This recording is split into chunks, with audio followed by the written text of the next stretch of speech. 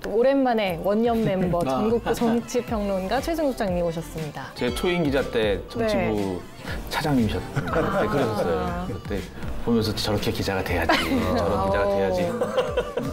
그만두시더라고요. 이제 임원 기자가 정치인 다 됐네.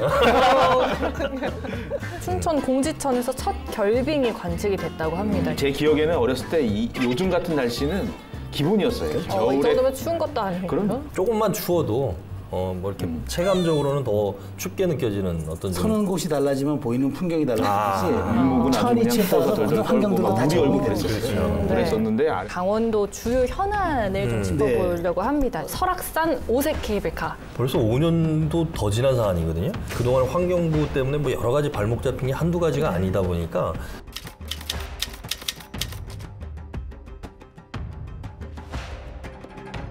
환경 훼손을 최소화하면서 지역 주민들이 살아갈 수 있는 방안을 같이 찾는 게 맞다고 생각해서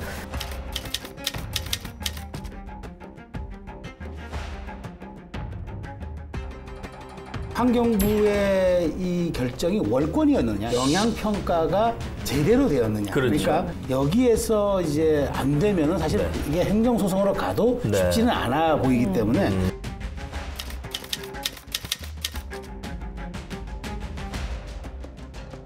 권한도 없으면서 환경부의 제도 개선위원회 의견에 따라서 부동의 결정을 내린. 그래서 이거는 절차상 하자가 있다.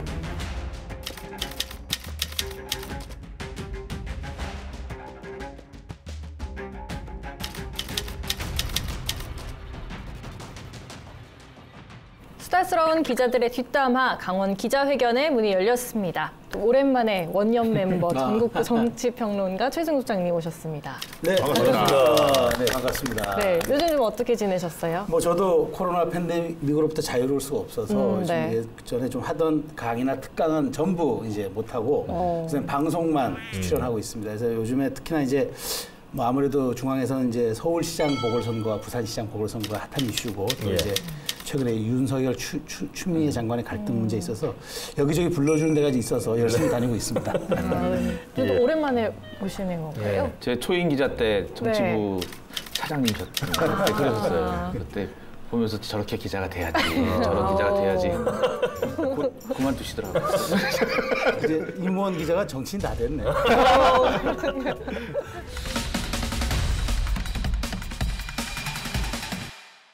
오늘은 이제 강원도 주요 이슈를 키워드로 살펴보는 시간 마련해봤는데요. 요즘 좀 날씨가 엄청 추워졌습니다. 좀 뭐 평년 기온 곧 회복한다고는 하지만 뭐 강원 영서가 한파경보가 내려져서 체감 온도가 영하 20도까지 내려졌었다고 합니다. 근데 그 와중에 이제 중앙 언론에 등장한 키워드가 하나 있는데 바로 이 춘베리아입니다. 이 춘베리아 무슨 뜻인지 아시나요? 아유, 그거 당연하죠.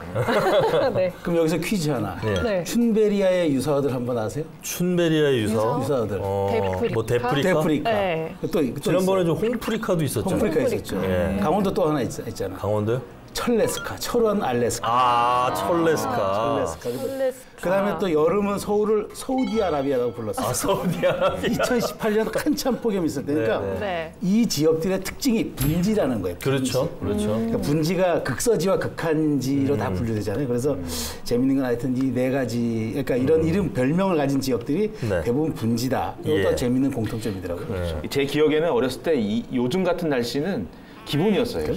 겨울에 이 정도면 추운 것도 아니고. 그럼 들어가는 순간에 벌써 20도 넘게 하고 30도 가까이 뭐 갈 때도 있고 그랬는데 지금은 뭐 옷도 더 좋아지고 사람들이 조금만 추워도 뭐 이렇게 체감적으로는 더 춥게 느껴지는 그런 말이 있잖아요. 서는 곳이 달라지면 보이는 풍경이 달라지듯이 일목은 아주 그냥 천이치에 따라서 모든 환경들도 다 적응이 됐어요. 그랬었는데 아래목만 시커멓게 타고 막 그런 기억이 나네요. 그렇죠. 그러니까 한편으로 그리고 16일에 춘천 공지천에서 첫 결빙이 관측이 됐다고 합니다. 이게 원래 평년하고 비교했을 때 3주나 빠르다고 해요. 그러니까 좀 한파가 좀 이른 감이 없지 않아 있는 것 같은데 좀 우려되는 건 그럼 어떤 게 있을까요? 기상청 자료를 좀 보니까 춘천 지역 기준으로 해서 12월 12일 아침 최저 기온이 영하 4.1도였거든요. 근데 그 뒤에 불과 이틀 만에 12월 14일에 영하 13.4도까지 떨어졌는데 그 뒤로 더 낮아지더라고요. 16일에는 영하 17.2도. 뭐 17일에도 영하 16.9도. 뭐 그랬다가 18일에 조금 풀렸다가 다시 19일, 20일 다 영하 13도 아래로 떨어졌는데 그 기상청에서 얘기하는 건 이게 뭐 이례적인 모습이라고 보기는 좀 어렵고 네. 시베리아 기단이 좀 확장했을 때는 춘천 쪽에 또는 내륙 쪽에 기온이 많이 이제 내려가면서 한파특보가 이제 발령이 되는 거고 그 뒤에 시베리아 기단이 약간 축소가 되면 조금 날이 풀렸다가 뭐 3원, 4원 비슷하게 이런 상황인 것 같아요. 그래서 네. 뭐 일단은 지금 뭐 코로나 때문에 워낙 이제 방역에 신경 쓰고 있는 상황인데 한파가 겹치다 보니까 아무래도 우리 난방 취약계층, 네. 에너지 빈곤층 이런 분들은 사실 뭐 아직도 연타 떼는 분들이 있고 그렇죠. 이런 분들이 있어서 좀 걱정이 되긴 하죠. 네, 그 춘천이 그때 결빙이 처음 관측된 예. 날이 영하 20.4도였는데 같은 날 모스크바랑 알래스카 앵커리지는 영하 4.4도였다고. 모스크바보다 더 추운 날이었어요. 그렇죠. 네, 이게 네. 아프리카에 살던 사람들이 우리나라에 와 계신 분들이 적응을 못한다 그러더라고요. 여름에. 너무 그래서 더워서? 우리는 아프리카가 엄청 더울 것 같지만 오히려 아프리카는 그늘 들어가면 그렇게 안 덥다 그러더라고요. 같은 이제 뭐 예를 들어서 최고 기온이 40도 이래도 그러니까 아프리카 사람들도 대구나 서울에 와서 아 이게 여름이 왜 이렇게 덥냐 뭐 이렇게 얘기할 정도로 약간 그 습도가 관계가 좀 있는 것 같고 마찬가지로 지금 겨울 기온도 모스크바 위도하고 우리나라 서울 위도하고 비슷한가 보죠. 근데 이제 뭐 우리나라가 훨씬 더 추운 거 봐서는 그럴 때 이제 우리나라 겨울이 더 맹위를 떨치는 거 아닌가. 그러니까 뭐 러시아 사람들도 와서 깜짝 놀라지 않을까 싶어요. 그러니까 내가 저 청와대에 있을 때 네. 순방을 갔을 때 사우디아라비아를 갔는데 네. 정말 그 행사를 나갔는데 네. 그늘 막 없는 데서 막 했는데 네.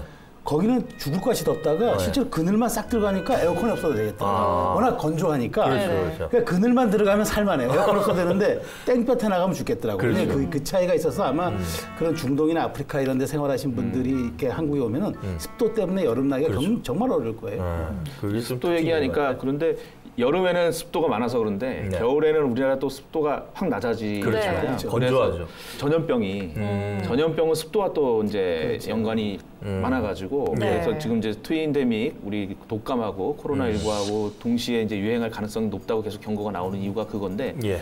말씀하신 대로 이제 난방 취약계층 같은 경우에는 추우니까 이제 있는 대로 뗀단 말이죠. 습도 조절을 할 여지가 없어요. 그러다 보니까 그런 분들은 또 전염병에 더 취약하게 되는 그래 좀 이렇게 악순환이 되는 것 같습니다. 네, 그래서 저도 그때 취재 때문에 원주에 이제 홀로 사는 어르신 댁을 찾아가 봤는데 그분은 집에 가보니까 바닥이 너무 차가운 거예요. 양말을 신고 있어도 발이 시려울 정도로 왜 이게 바닥이 차갑냐 하니까 기름값이 아까워서 난방을 절대 안 튼다. 그래서 연탄 난로만 떼시는데 연탄도 한 하루에 2장 정도는 떼야 버틸만 한데 이것도 아끼신다고 한 장만 좀 안타깝죠. 네, 그래서 그런 분들이 적지 않아요 아직도. 네. 그러니까 우리가 그러잖아요. 어른들께서 이게 더위는 참아도 추위는 못 참니다는 이유가 뭐냐면은 더위는 뭐 생사를 가르는 기준은 아니지만 추위는 생사를 가르는 기준이 되거든요. 그래서 그런 점에서 정말 그 아까 지금 취약계층들 얘기했는데 우리 언론 특히나 이렇게 LG 텔레비전 같은 이런 참 언론들이 그런 사회 곳곳을 잘 들여다봐서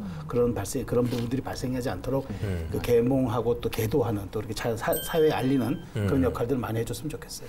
주말에 이제 집에 이렇게 강릉에 있는데 엘리베이터 앞에 모금함을 갖다 놨더라고요. 그래서 이게 이제 방송을 이제 아파트에서 안내 방송을 하는데 코로나19 때문에 예전 같으면 이제 모금함을 들고 집집마다 통장님들이나 뭐 이런 분들 있잖아요. 코로나 때문에 이제 집을 방문을 못 하니까 엘리베이터 앞에 모금함을 이렇게 갖다 놨더라고요. 그래서 이게 이제 뭐냐면 코로나19 상황이 워낙 이제 사람 간의 접촉을 피하게 되니까 이런 기부 활동이나 어떤 어려운 이웃을 돕는 이런 이제 복지 시설이나 이런 사회 단체에도 기부에도 좀 상당히 좀 악영향을 미치는 거 아닌가 싶어요. 중요한 지적이에요. 예. 네. 그러면 이제 또 최수영 소장님 오셨으니까 강원도 주요 현안을 좀 짚어보려고 합니다. 좀 코로나19를 제외하고 이제 현안 기사와 관련된 그런 키워드를 제시하겠습니다. 먼저 첫 번째 키워드는 바로 설악산 오색 케이블카입니다. 좀 관련해서 요즘 어떤 이슈가 있을까요? 설악산 오색 케이블카가 한 40년 가까이 논란이 됐던 처음엔 1982년에 이제 주민들이 만들어 달라 하면서 이제 시작된 건데 이런 수건 사업과 환경 보호의 충돌 대표적인 사례인데 다음 주 화요일 그러니까 29일에 이 오색 케이블카 사업의 부동의 처리에 대한 위법 부당성 여부를 심리하는 행정 심판이 이제 진행이 됩니다. 그래서 이번 심판에서 양양군이 청구한 이거 위법한 거라고 주장한 그것이 인용이 되면 그 이의제기 권한이 환경부는 없거든요. 그래서 이제 이 인용이 되면 동의를 하거나 조건부 동의를 해줄 수밖에 없는 상황이 되고 기각이 되면은 이제 방법이 없으니까 행정소송을 가야 되는데 사실상 기각이 되면은 이 소송에서도 승소하기가 쉽지가 않다는 게 이제 주된 얘기고요. 그래서 사실상 이 다음 주 화요일이 이 사업의 성패를 가르는 그러한 중요한 계기가 될 것이다라고 이제 그런 분석이 있고요. 그래서 이 환경훼손 여부에 대해서는 강원도와 양양군이 사냥, 이 사냥의 서식 조사 자료가 잘못됐다라는 곳에 집중하고 있다고 하고요. 그 사냥 서식 적합치 확률을 나타내는 분포 모형을 통해서 케이블카 상류, 정류장 일원이 사냥의 주 서식지라고 밝혔는데 도는 환경부의 분석 방식이 을 적용하면은 설악산의 다른 사냥 주서식지도 다 적용돼서 다 부속합치가 된다. 아무것도 개발하지 않는다. 그러니까 오류다라고 이제 지적을 했고요.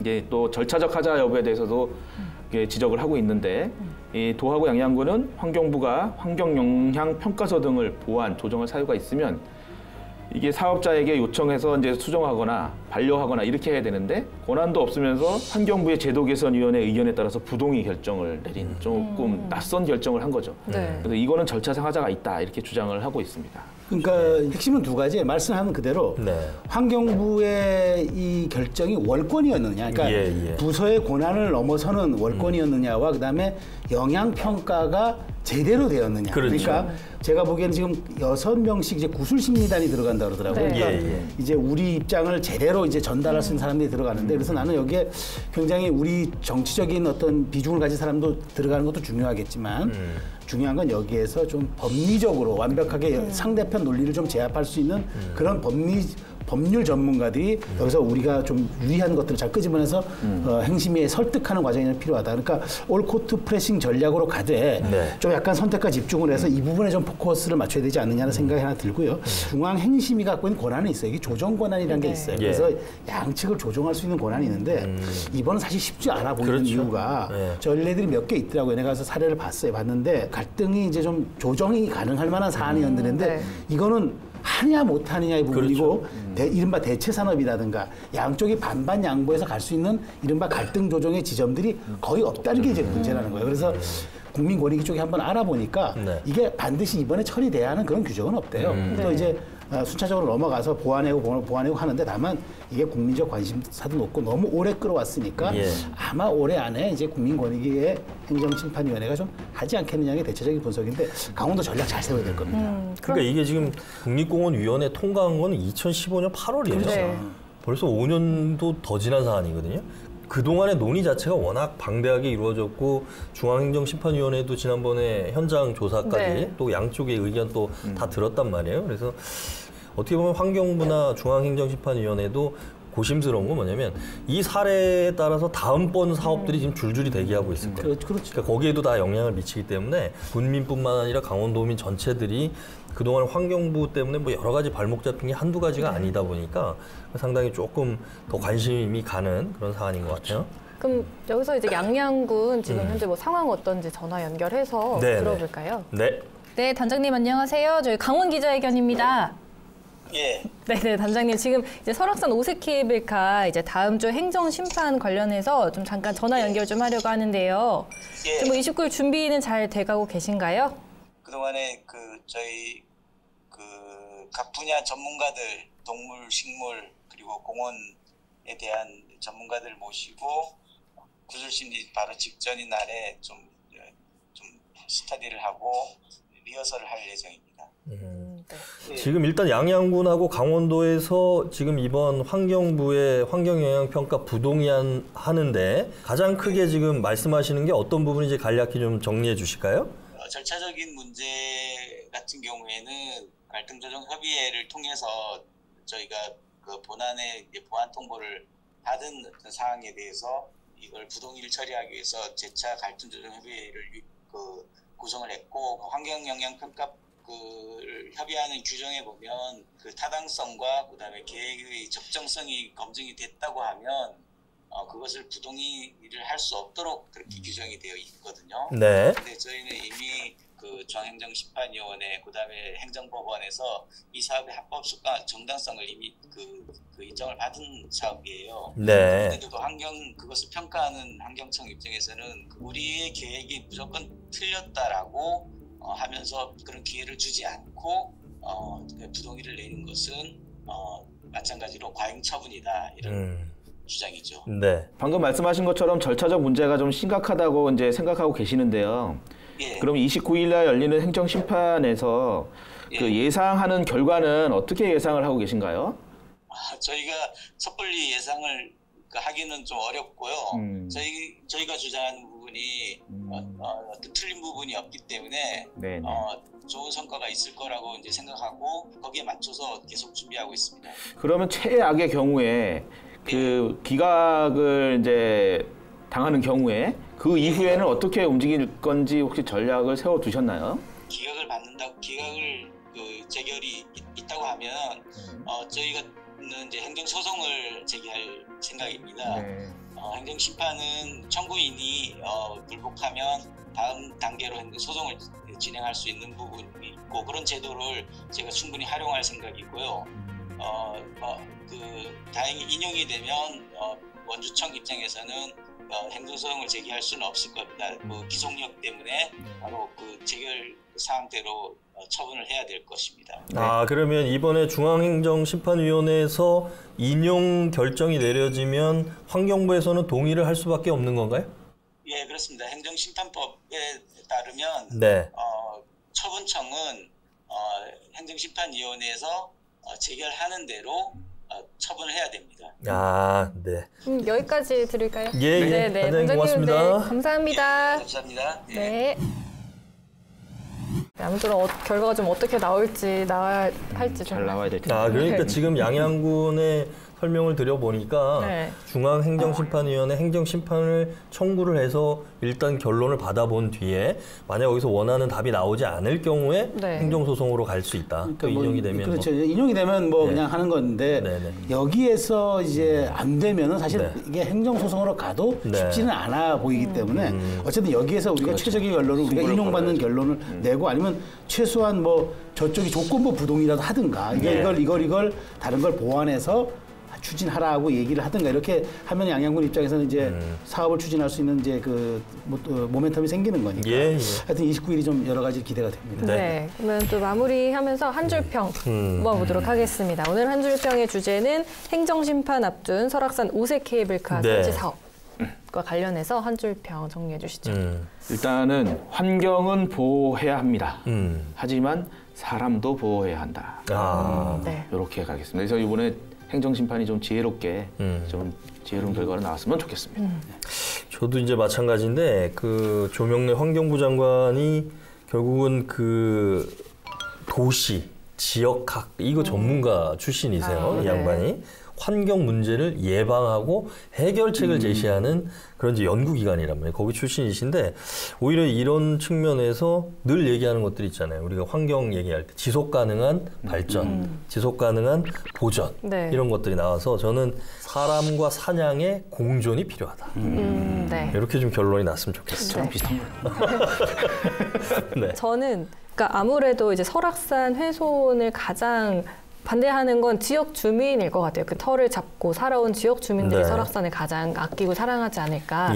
그래서 환경 훼손을 최소화하면서 지역 주민들이 살아갈 수 있는 방안을 같이 찾는 게 맞다고 생각해서 수십 년 외친 지역의 목소리 이제는 들어야 할 때다 하겠습니다. 수십 년 지역의 목소리. 그럼 또 이제 이 선정의 시간이 다 왔고. 선정인가요? 진실의 순간인데.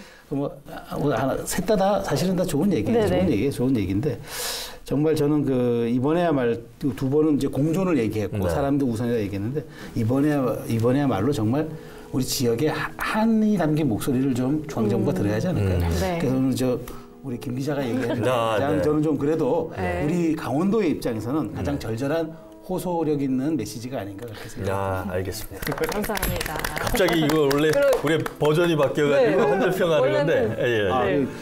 다음은 따라. 속 시원하게 할 말은 하자. 강원도 열혈 기자들이여 눈치 보지 말고 강원 기자회견으로 모이세요.